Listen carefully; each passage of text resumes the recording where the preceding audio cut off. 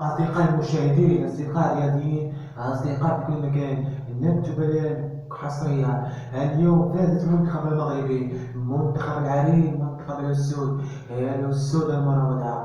فازوا الآن على المنتخب العملاق جدا، المنتخب البلجيكي. بلجيكي فازوا على لوكاكو، اللاعب المميز المخضرم، يلعب مع تشيلساوي. هذا هو اللاعب المقدور الليلة. شوف كيفاش لعبوا المغاربة، كيفاش لعبوا كرة ممتازة، كيفاش قدموها بأداء جميل جدا. جميل جدا في هذه الأمسية. اليوم خلي الكرة إلى قدام الآن.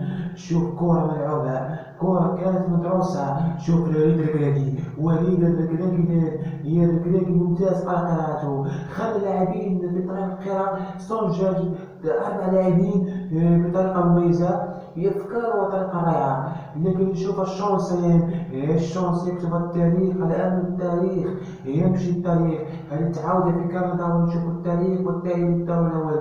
الدور النصف الأول، ونمشي للدور الثاني، ونمشي للفاينال.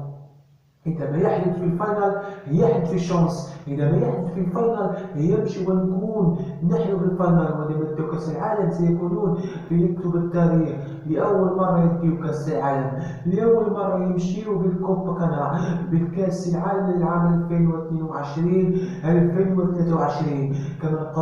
كما يقولون كما يكتبون حصرية. شوف شوف شوف شوف شوف شوف شوف شوف شوف شوف شوف شوف شوف شوف شوف لعيبة ولا لعيبة.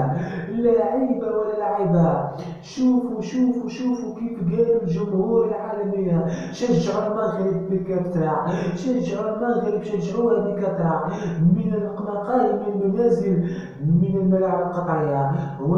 ونخليكم الآن في أجواء، ونعطيكم في الماتش القادم، الماتش المغرب وكندا سيكون ماتش حارق جدا، ماتش مميز. ونخليكم نوصيكم ونقولكم في كتيبة الليلة، كتيبة روسي ترافور كما يقولون بالمغربية وبالفرنسية وبالإنجليزية شاو تورتام. ونخليكم إلى اللقاء المستقبلي.